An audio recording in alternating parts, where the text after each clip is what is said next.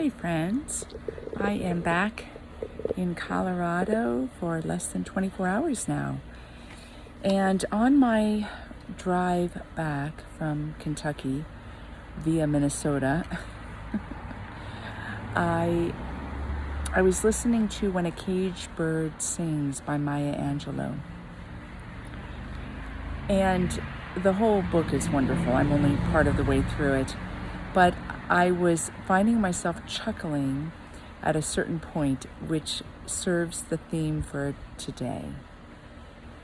At one moment of her living in a small town, and she's still a little girl, the reverend, or one of the reverends in her churches, must have come over for dinner, or there was some occasion that he was with them, and he stood up at a certain point and was offering some kind of blessing. It was probably before the meal started, which is the normal for many families. And I was struck because we went on for quite a long time, and Maya's response was this, and I'm paraphrasing it. I didn't get it exactly right, but it's very close. As he droned on and on and on, to a God that must be bored to hear the same thing over and over again. Now, obviously that sentence goes on, but it was that one phrase that caught me. I found it brilliant, her reflection on it, that here is somebody applying a formula of prayer.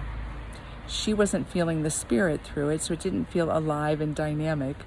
And it felt very much like other things he had prayed or said before. And part of her recollection or reflection in the moment is that he's saying it to a God who's got to be bored with this. Like, come on, buddy. Show up. Say something meaningful. Get in touch with your heart. Be alive. Be alive. Well, the lesson here for this mystic moment is probably really obvious at this point. We all do that.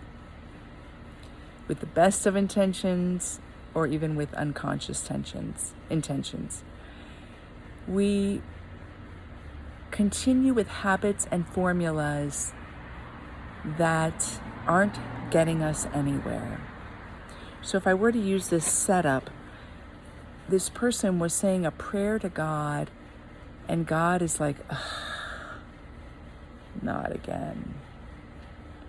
There's got to be something in our own souls that when we have the same patterns returning, the same ways of thinking, the same ways of acting, the same reinforcements of old beliefs that no longer serve us, that something within our own being at moments gets tired of the same rhetoric. Like, come on, really? Again? Not in a way that's judgmental, but more in a way that's just honest. And the invitation is, where do you need to change? What formula of self-talk or prayer needs to change? Maybe what you were doing served you in one moment of life. Maybe it served you for a decade. But if it's no longer serving you, it's not the active connection. Same with yourself.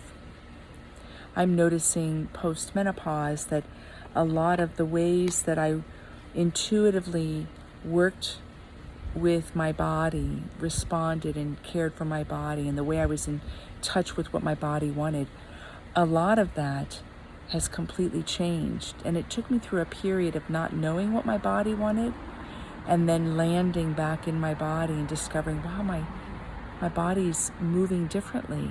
Its needs are different. Its inclinations are different. Now, if I held on to the fact that when I was 20, I used to eat a certain way and exercise a certain way, and these were norms in my life, if I held on to trying to do that now as I get close to 60, would it be helpful? Or would the deeper self be saying, oh, come on, really? Really, you're still gonna try to do that? even though it's obvious it doesn't work anymore. That's one case you can make. Another is sometimes we develop formulas that never worked. And we were always jumping through hoops of compromise and codependency. And we did, for other motives, continue the patterns and the habits and the formulas. But it never worked. And today's mystic moment can be what is it that's never really worked for me? Maybe it worked in part. But what gave me a momentary satisfaction for a desire that deserves eternal satisfaction or endless satisfaction? So let's not bore God by going on and on and on. She says it droned. He droned on and on and on.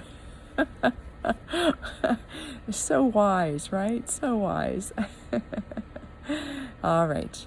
Have a wonderful day, and I hope that this reflection leads you to new life and new habit.